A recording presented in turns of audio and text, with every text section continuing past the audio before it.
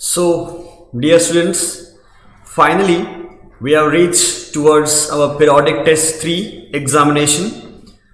It will soon commence on 11th of January 2021, and your English exam for class 5 will be on 12th of January.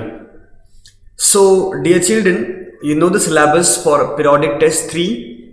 From literature, we'll have 2 chapters, that is 7.1 Topsy-Turvy Land, 7.2 Gulliver's Travel. From grammar, chapter preposition and active and passive voice. And next you will have writing skill, that is notice writing. These are the 5 chapters total are included in your periodic test 3. I hope you are preparing well. So this video will help you out to revise your literature part, and the next video will revise the grammar chapters as well. So let's see the first unit, that is 7.1 Topsy-Turvy Land. You know the meaning of Topsy-Turvy Land means? Yeah, you can guess. It is upside down. Very good. The meaning of the word topsy-turvy means upside down, means upside, which we have, it is down. So means if you are walking on the feet, so it will be completely opposite of that. We are walking on the head in the topsy-turvy land. Look at the first question then from this poem. When do children go to school in topsy-turvy land? When do children go to school in topsy-turvy land? The answer will be children go to school at night. Listen carefully. Children go to school at night in topsy-turvy land. You got that? Let's go for second question. In the poem, if buses travel on the sea, then where do the boats travel? How should it rightly be?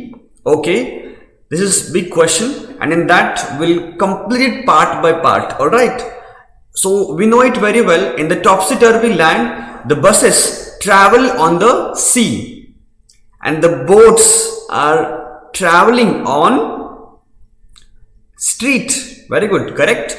The buses travel on the sea, and the boats travel on the street, roads we can call them. How should it rightly be? In our land, it is rightly should be like the buses should travel on the street or roads, and the boats should travel or sail in the sea. So boats should sail in the sea and buses should travel on road. This will be the right answer, or it should be rightly be placed like our land. Alright, okay. Number 3 will go for when do the people pay in topsy-turvy land? So when do people pay? Pay means when they pay money in topsy-turvy land. So people pay in topsy-turvy land when they don't buy, when they don't get anything. I got that? People pay in topsy-turvy land when they don't get or don't buy anything. Alright, means if they will buy, don't have to pay. If they will not buy, then they have to pay the money for that. Okay, so be careful about this. Opposite things are happening here. Fourth question. How do people walk in topsy-turvy land? So how do people walk in topsy-turvy land? So people walk on their hands in topsy-turvy land. The people walk on their hands in topsy-turvy land.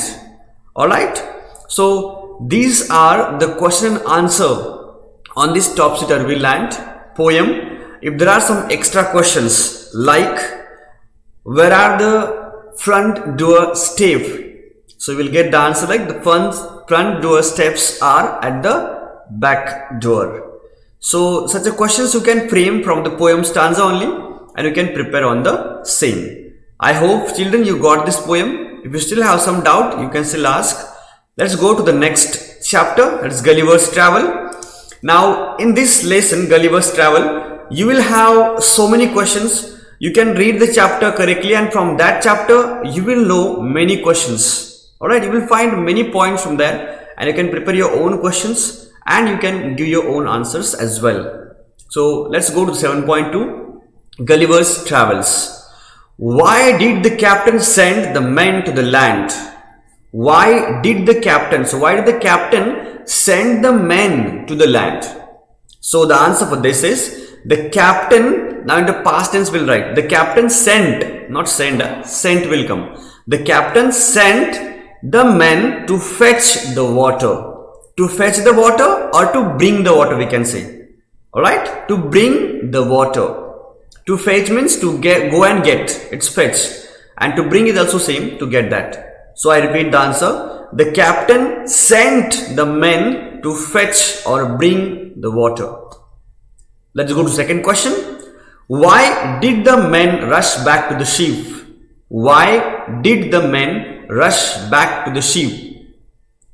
Here is the answer. The men rushed, ed will come there, rush. Alright, the men rushed back to the ship because a huge giant was following them. I repeat, the men rushed back to the ship because a huge giant was following them. Got it? Number third question. Who was Gulliver? Simple question. Gulliver was a sailor. Who was Gulliver? Gulliver was a sailor. Alright? Okay. Fourth question. What did the giant carry? This question many of the children have not got it and haven't attempted that. It's very simple question. What did the giant carry? The giant carried, it will come because it is used. The giant carried a reaping hook. Simple question. The giant carried a reaping hook. Reaping means to cut that. So reaping hook they're carrying to cut the things. Alright? Okay. Next question. When did Gulliver discover the land? Very good question. Object type question it is. It may come in the examination. Get prepared properly.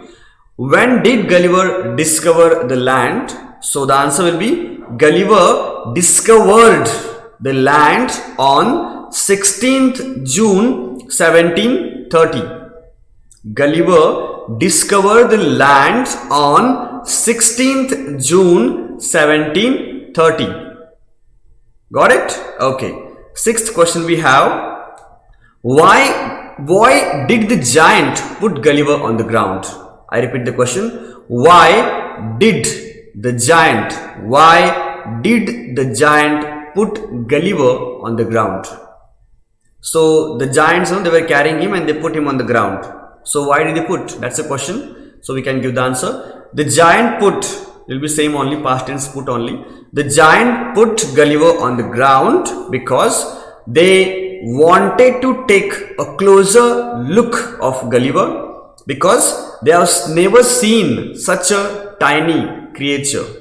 Alright, I repeat the answer. The giant put Gulliver on the ground because they wanted to take a closer look of Gulliver and they have never seen such a tiny creature. Alright, so dear children, I hope you got literature points, question and answer as well, and it's very simple. Prepare well, practice well all this question and answer, learn them properly, recite them properly so that you can answer them correctly. After watching this video, you can note down the answer of your own in notebook only so that you can remember them easily. And I will suggest you also to practice a lot of these questions and note down them. Alright. All the best for periodic test 3 examination, and I hope you will get out of marks in the examination. All the best. Thank you so much.